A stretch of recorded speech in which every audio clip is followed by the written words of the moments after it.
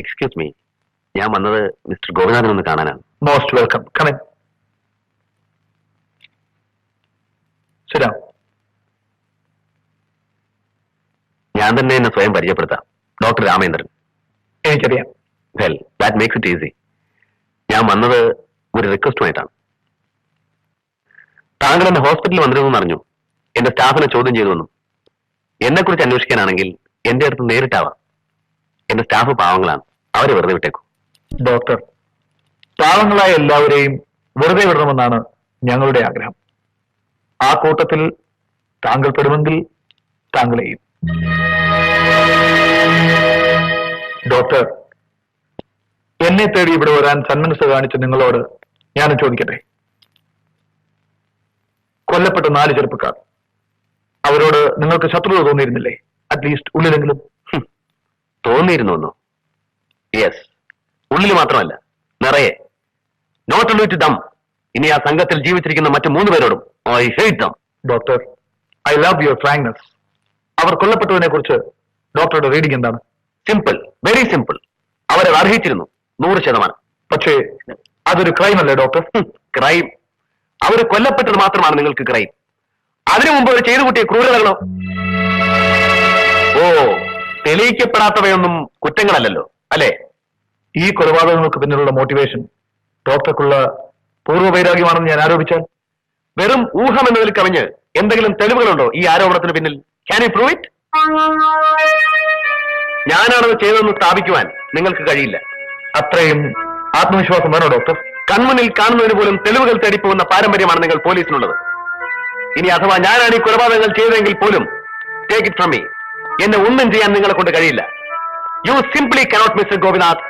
Well doctor Ramachandran, നിങ്ങളിപ്പോ പറഞ്ഞത് ഒരു പരിധിവരെ സത്യമാണ്.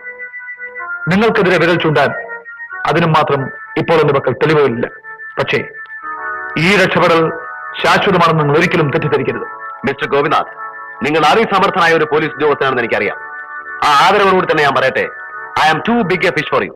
That we will see doctor. Best of luck. Thank U.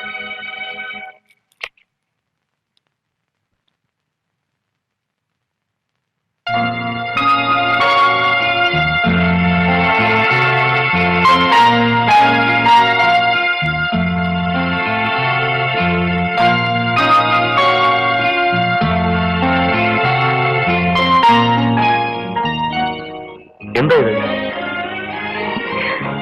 എല്ലാ പിറന്നാളിനും വെറും സമ്മാനം തന്നാ പോരാന്നല്ലേ സാറിന്റെ പരാതി? ഇനി ആ പരാതി വേണ്ട. അധികം താമസിയാതെ തന്നെ ഒരു പുതിയ സമ്മാനം തരുന്നതാണ്. അതിനു വേണ്ടിയാ ഇത്. കൊള്ളാലോ.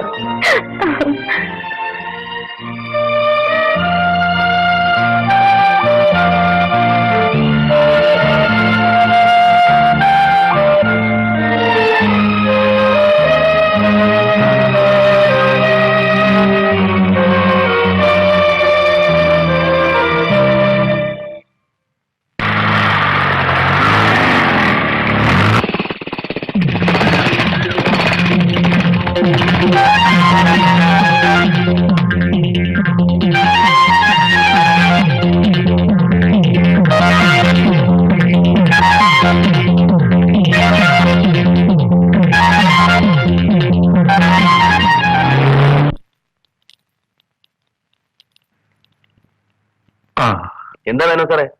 പെട്ടെന്ന് നെഞ്ചുവേദനയും കൂടി ഡോക്ടർ. വീട്ടിലാരെയും കാണുന്നില്ലല്ലോ. അവരെല്ലാം ഒരു കല്യാണത്തിന് പോയിരിക്കുക. കുറച്ച് ചൂടുള്ള എടുത്തത്.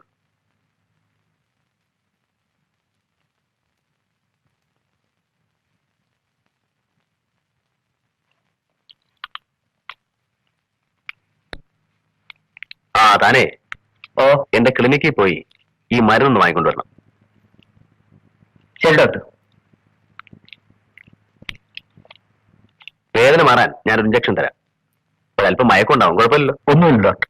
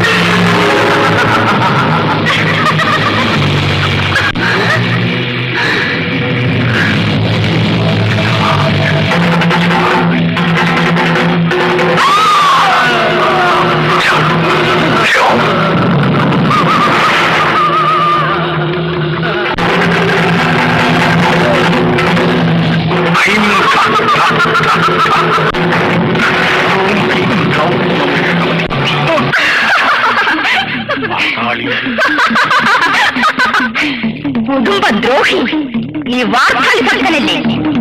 നിന്റെ ദുർദേവത നിന്നെ രക്ഷിക്കും.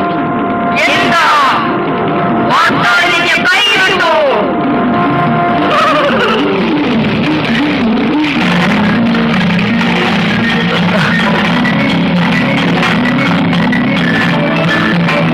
കാരണവശാലും നിന്റെ തറവാട്ട് കൊട്ടാരത്തിൽ നീ പ്രവേശിക്കരുത്.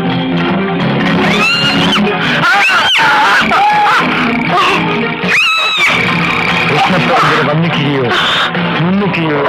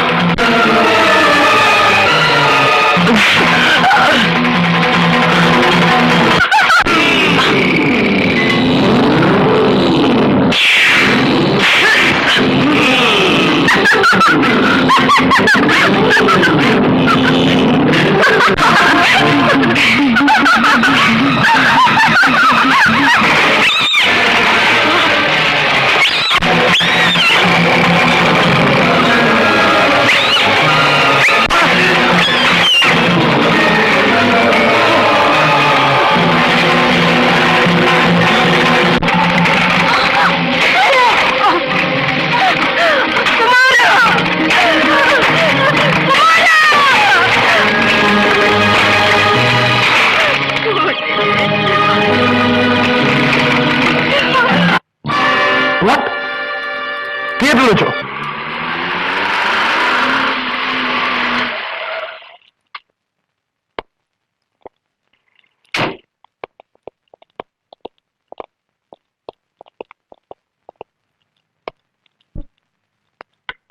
May I come in? Yes, come in. അല്ല, ഡോക്ടർ പോകുന്നു. ഡോക്ടർ വന്നിട്ട് 1 മണിക്കൂറിൽ കൂടുതലായല്ലോ. ഇദ്ദേഹത്തെ അറിയില്ലേ? റിട്ടയർഡ് ഹൈക്കോടതി ജഡ്ജി AP ഗോവിന്ദമേനോൻ. അറിയാം. ഞങ്ങൾ ആശുപത്രിയിൽ ഡോക്ടറെ തേടി പോയിരുന്നു. എന്താ സാർ, അത്യാവശ്യമായിട്ട് വല്ല? പോട്ടെ.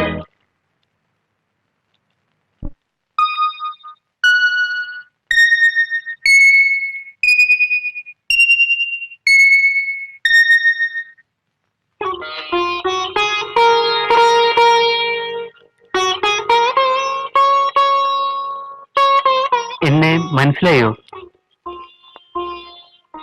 എനിക്ക് പുഷ്പയെ എപ്പോഴും കാണണം തോന്നും. അതുകൊണ്ട് ഞാനൊരു ജോലി ഇവിടെ തരപ്പെടുത്തി, അക്കൗണ്ട് സെക്ഷനിൽ. പുഷ്പ എന്തിനാ കരയുന്നേ? ഒന്ന് ചിരിക്കു പുഷ്പ. ചിരിക്കില്ല അല്ലേ? ആ, ഞാനൊരു ദിവസം പുഷ്പയെ കാണാൻ പുഷ്പയുടെ വീട്ടിൽ വന്നു. അപ്പൊ കാണാം, ആ തടിച്ച പട്ടി എന്റെ മുമ്പിലേക്ക് ഓടി വന്നു. എന്നിട്ട് എന്ത് ചെയ്തു?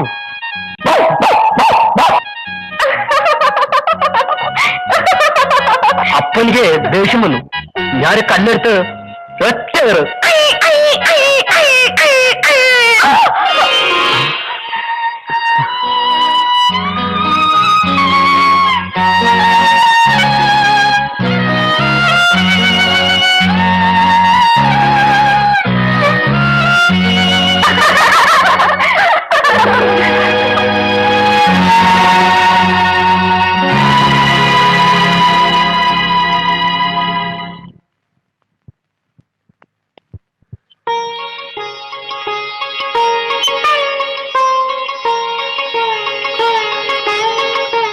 അരുണിനെ നേരത്തെ അറിയോ? അറിയാം ഡോക്ടർ. അയാൾ പുഷ്പയുടെ പുറകെ നടക്കാൻ തുടങ്ങിയിട്ട് നാള് കുറെയായി. ദേ, സാറിനെ വലിയ ഡോക്ടർ വിളിക്കുന്നു. എന്നെയോ? അതെ. ആ, ഞാൻ അരുണിനെ വിളിപ്പിച്ചത്. അറിയാം സാർ. എനിക്ക് അനുവദിച്ചിരുന്ന 3 മാസം കഴിഞ്ഞു എന്ന് പറയാൻ. What nonsense. ഞാൻ നിങ്ങളെ വിളിപ്പിച്ചത് നന്ദി പറയാനാണ്. സാർ, എല്ലാം എനിക്ക് മനസ്സിലായി. പുഷ്പയുടെ സംസാരശേഷിയും ഓർമ്മശക്തിയും തിരിച്ചു കിട്ടിയത് അരുൺ നിമിത്തമാണ്. അതിന് ഞാനല്ലേ നന്ദി പറയേണ്ടത്? സാർ, ഇന്നു മുതൽ നിങ്ങളും എന്റെ കുടുംബത്തിലെ ഒരു അംഗമാണ്. പോരെ? സാർ, ദൈവം സാറിനെ അനുഗ്രഹിക്കും. എനിക്ക് എല്ലാ അനുഗ്രഹങ്ങളും കിട്ടിക്കഴിഞ്ഞല്ലോ.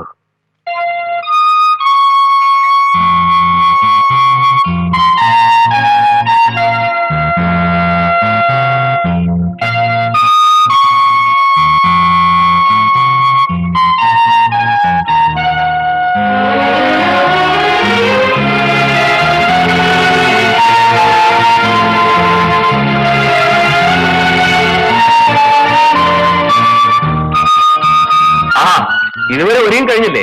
ഈ കിടന്ന മാറ്റിലേക്ക് പോയിട്ട് സെക്കൻഡ് ഷോക്ക് പോലും പോകാൻ പറ്റുമല്ലോ. എപ്പോ നോക്കിയാലും ഈ ചേട്ടനെ കളിയാക്കല്ലേ ഞാൻ. ആ അതുപോട്ടെ, ഈ സാരി ഏതാണെന്ന് പറയാമോ? ഇവിടെ നോക്ക്. ശ്ശോ, കഴിഞ്ഞ ബർത്ത്ഡേക്ക് എനിക്ക് വാങ്ങി തന്നതാ. ഞാനോ? പിന്നാരാ?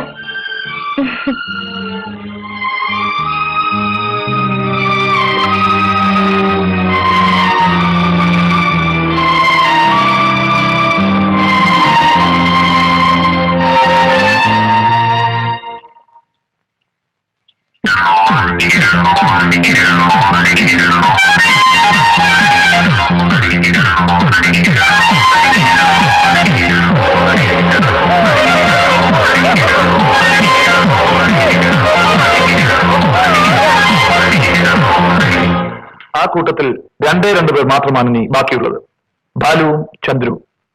അതിൽ ബാലു ഭാഗ്യത്തിന് അമ്മാവന്റെ കൂടെ ഡൽഹിയിലാണ്, MP നന്ദൻ മേനോന്റെ ക്വാർട്ടേഴ്സിൽ. Sofa so safe. നമുക്കിനി സൂക്ഷിക്കാനുള്ളത് ചന്ദ്രുവിനെയാണ്. ആ അത് പറഞ്ഞപ്പോഴാണ് സാർ ഓർത്തത്. ചന്ദ്രു സെക്രട്ടറി ആയിട്ടുള്ള ഫ്രണ്ട്സ് ആർട്സ് അക്കാഡമിക്ക ഒരു ഡിസ്കോ നൈറ്റ് സംഘടിപ്പിക്കുന്നുണ്ട് നാളെ വൈകിട്ട് ഫൈനാൻസ് ഹാളിൽ.